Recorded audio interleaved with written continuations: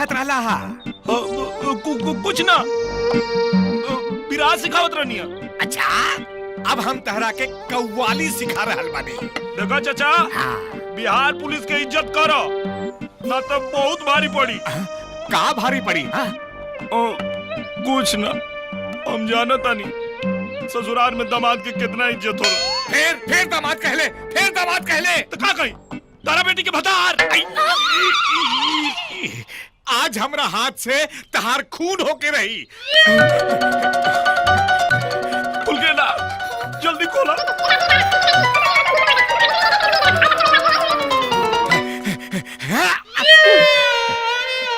नहीं गई।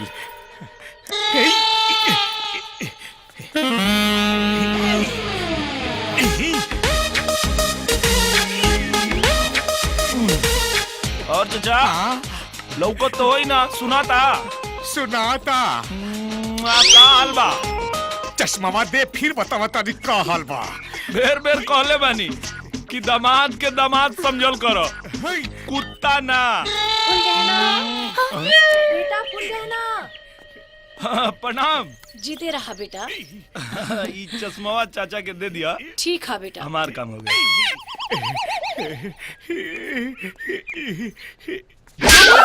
ये क्या करत बानी? तू के बड़ू? पहिना। तू बड़ू उल्लू चक्के